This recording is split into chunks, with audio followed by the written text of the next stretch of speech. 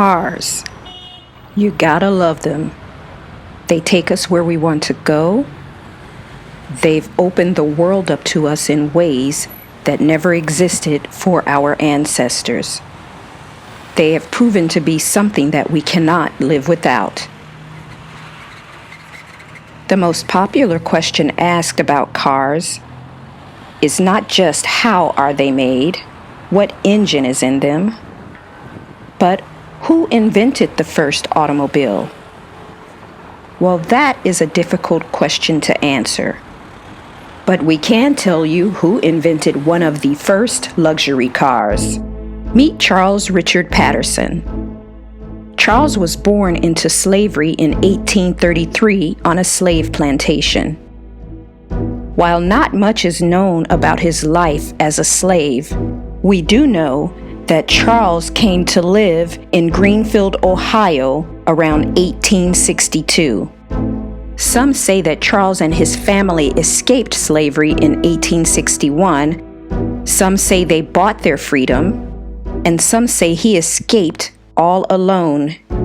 But however his exit from slavery occurred, his ending in life was far from where he started. While living in Greenfield, Ohio, Charles went to work for a carriage building business called Dines and Simpson as a blacksmith. He honed his blacksmithing skills and learned a lot about the carriage building business. In 1865, he married a woman named Josephine Utz and had 5 children. And then in 1873, Charles went into partnership with a man named J.P. Lowe. J.P. Lowe was a white man who owned another carriage manufacturing business in Greenfield, and they were business partners for over 20 years. And they developed a very successful business building carriages. Charles eventually bought out Mr. Lowe's shares of the business, and he renamed the business C.R. Patterson and Sons Company. He reorganized the business and continued building horse-drawn carriages. Specifically, the company had 28 different models in their catalog.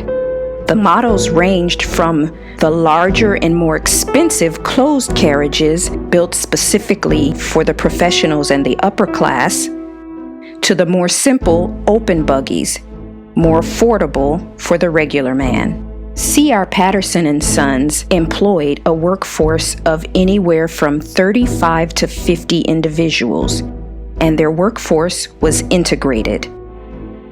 In 1910, Charles Patterson died and left his business to his son, Frederick Patterson. Frederick had built a name for himself in spite of his father's success, because Frederick was college educated and he was the first black athlete to play football for Ohio State University. Not only that, but he was a member of the National Negro Business League that was founded by Booker T. Washington, and at some point, he even served as vice president. Under Frederick's management, the business began to change course, because as the days of horse and buggy carriages were dying out, a new invention was becoming popular, and that was the horseless carriage that eventually became known as the automobile. And Frederick could see the future of the company. So as Frederick reorganized the company, they began to focus on the repair and restoration of these new horseless carriages that were becoming so popular.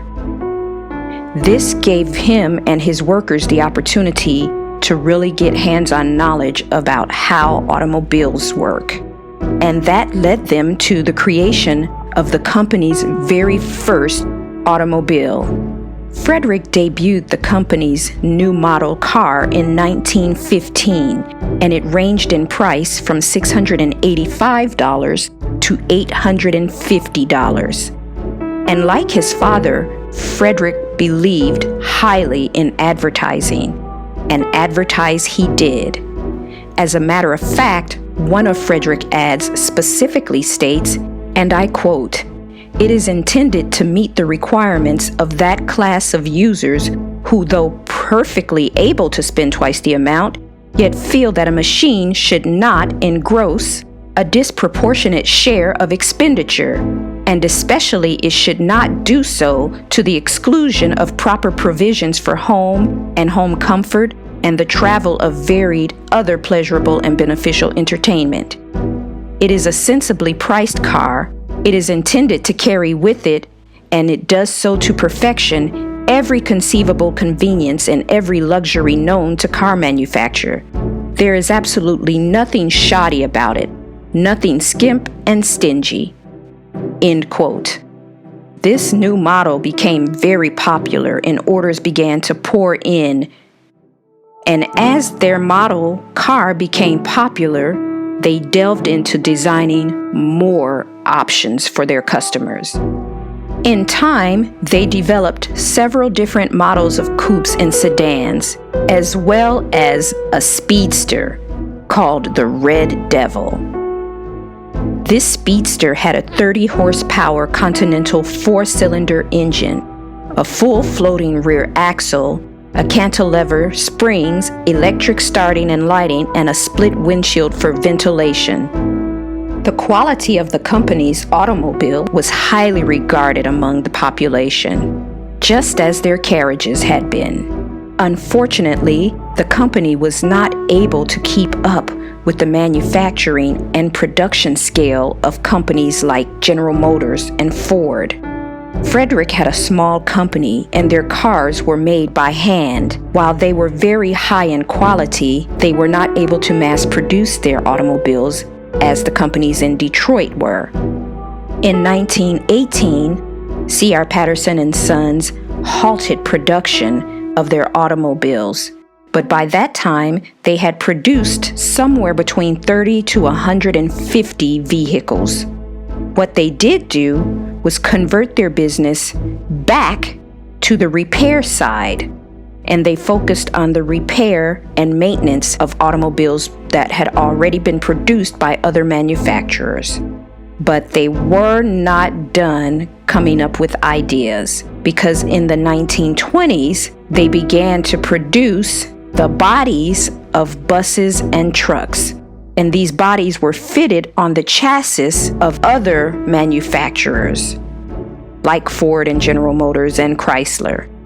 The school bus bodies became very popular, in particular with the Midwestern school districts, who were slowly converting from horse-drawn carriages to automobiles.